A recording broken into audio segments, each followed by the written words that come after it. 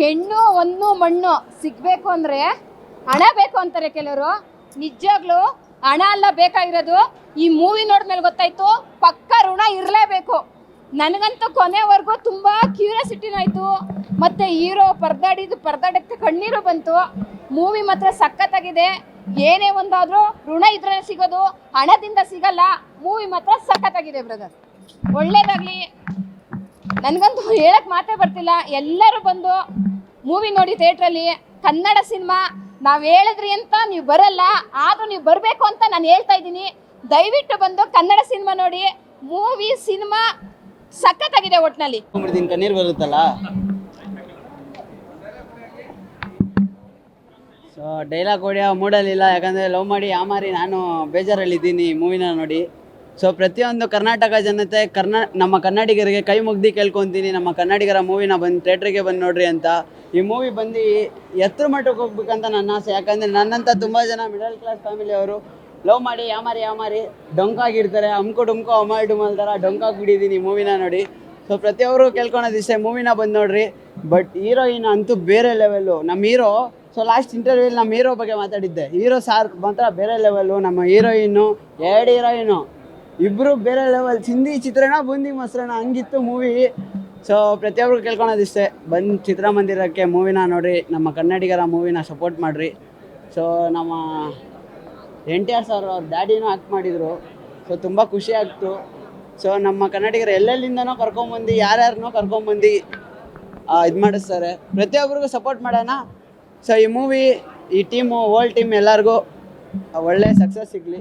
Thank you so much sir. Madam ತುಂಬ ಖುಷಿ ಆಗ್ತಾ ಇದೆ ಮೇಡಮ್. ಯಾಕೆಂದರೆ ನಾವು ಒಂದು ಸಿನಿಮಾದಲ್ಲಿ ಒಂದು ಪಾತ್ರ ಮಾಡಿದಾಗ ಅದು ಜನಗಳ ಮುಂದೆ ಬರೋವರೆಗೂ ನಮಗೊಂದು ಒಳಗಡೆ ಭಯ ಇರುತ್ತೆ. ಜನಗಳು ಯಾವ ಥರ ತಗೊಳ್ತಾರೋ, ಹೆಂಗೆ ಅನಿಸುತ್ತೋ ಅಂತಂದ್ಬಿಟ್ಟು ಇವತ್ತು ನಿಜವಾಗ್ಲೂ ತುಂಬ ಖುಷಿ ಆಗ್ತಾ ಇದೆ. ಯಾಕೆಂದರೆ ಪ್ರತಿ ಸೀನ್ಗೂ ಜನ ನಗ್ತಾಯಿದ್ರು, ಎಂಜಾಯ್ ಮಾಡ್ತಾಯಿದ್ರು, ಎಮೋಷನ್ ಸೀಕ್ವೆನ್ಸ್ಗೆ ಅಳ್ತಾಯಿದ್ರು. ನಿಜವಾಗ್ಲೂ ನನ್ನ ಕಣ್ಣಲ್ಲೂ ನೀರು ತುಂಬ್ಕೊಂತು. ಯಾಕೆಂದರೆ ಇದೆಲ್ಲ ಹೆಂಗೆ ಆಯಿತು ಅಂತ ಗೊತ್ತಿಲ್ಲ ಮೇಡಮ್. ಬಟ್ ಚೆನ್ನಾಗಾಗಿದೆ ಸಿನಿಮಾ.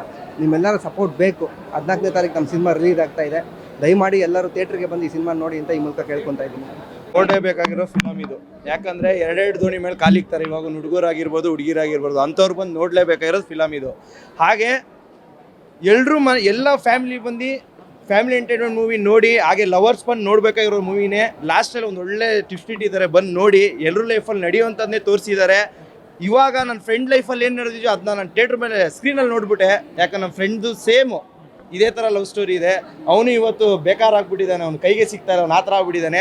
ದಯವಿಟ್ಟು ಆ ಥರ ಎಲ್ಲ ಹೋಗ್ಬೇಡ್ರಿ, ಇವ್ರದ್ದೇನೆ ಅದು ಹೇಳ್ತಾ ಇರೋದು. ಎಲ್ಲ ಬಂದು ನೋಡಿ, ಥಿಯೇಟ್ರಲ್ಲಿ ನೋಡಿ ಫಿಲಮ್ನ. ಲವ್ OTPನ ತುಂಬ ಚೆನ್ನಾಗಿದೆ ಮೂವಿ, ಒಳ್ಳೆ ಫ್ಯಾಮಿಲಿ ಎಂಟರ್ಟೈನ್ಮೆಂಟ್ ಮೂವಿ.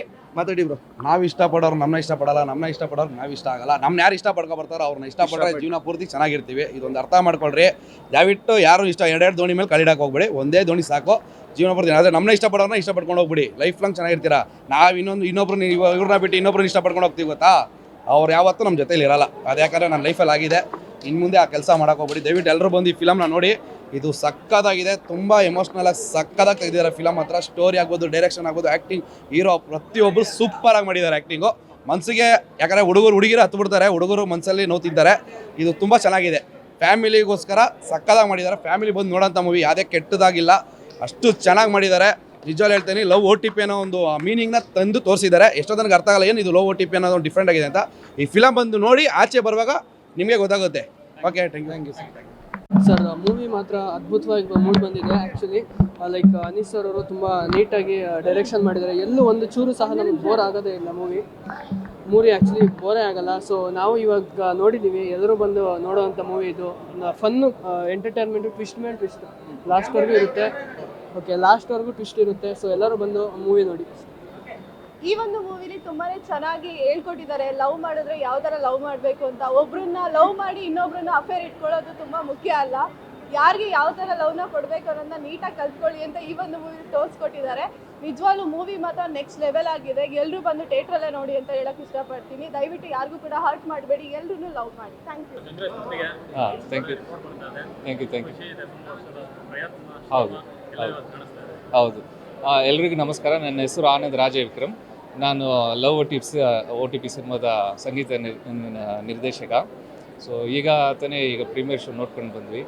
ಕೆಲಸ ಮಾಡುವಾಗ ನಮಗೆ ಹೆಂಗಿತ್ತು ಅದಕ್ಕಿಂತ ಇನ್ನೂ ಜಾಸ್ತಿ ಫೀಲು ಮತ್ತು ಖುಷಿ ಆಯಿತು ಇಲ್ಲಿ ಥಿಯೇಟ್ರಲ್ಲಿ ನೋಡುವಾಗ.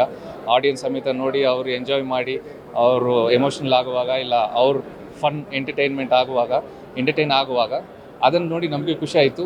I hope this will reflect for you guys also. If you can come to the theatre ಬಂದು ನೋಡಿದ್ರೆ ಇದು ನಿಮಗೂ ಈ ಅನುಭವ ಆಗುತ್ತೆ ಅಂತ ನಂಬ್ತೀನಿ. Thank you. ಈ ಮೂವಿ ನೋಡಿದ್ರೆ ಎಲ್ಲರ ಆ್ಯಕ್ಟಿಂಗು ನ್ಯಾಚುರಲ್ ಆಗಿದೆ. ನೀವು ದುಡ್ಡು ಕೊಟ್ಟು ಬಂದು ಥಿಯೇಟರ್ ನೋಡ್ತಾ ಇದ್ರು ಕೂಡ ನಿಮ್ಗೆ ಸ್ವಲ್ಪನೂ ಬೋರ್ ಆಗಲ್ಲ. ನೀವು ಕೊಟ್ಟಿರೋ ದುಡ್ಡಿಗೆ ಒಂದು ಸ್ವಲ್ಪನೂ ಬೇಜಾರು ಅನ್ನೋದೇ ಇಲ್ಲ, ಯಾಕಂದರೆ ಅಷ್ಟು ಚೆನ್ನಾಗಿದೆ ಮೂವಿ. ಅಷ್ಟೇ ಅಲ್ದಿರ ಪ್ರತಿಯೊಬ್ಬರು ಆ್ಯಕ್ಟಿಂಗು ಕೂಡ ತುಂಬ ನ್ಯಾಚುರಲ್ ಆಗಿದೆ. ಯಾರು ಒಂದು ಸೈಡ್ ಲವ್ ಮಾಡಿರ್ತಾರೋ ಅವ್ರಿಗೆ ಸ್ಟಾರ್ಟಿಂಗು ಒಂದು ಸೈಡ್ ಲವ್ ಮಾಡಿರೋರಿಗೆ ಎಷ್ಟೇ ಆದರೂ ಸ್ವಲ್ಪ ನೋವಾಗುತ್ತೆ. ಬಟ್ ಲಾಸ್ಟಲ್ಲಿ ಮಿಡಲಲ್ಲಿ ಎಲ್ಲ ಫುಲ್ ಕಾಮಿಡಿಯಿಂದ ಹಿಡಿದು ಪ್ರತಿಯೊಂದು ಚೆನ್ನಾಗಿದೆ ಮೂವಿಲಿ.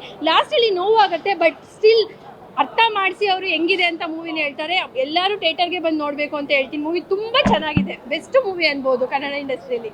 Thank you.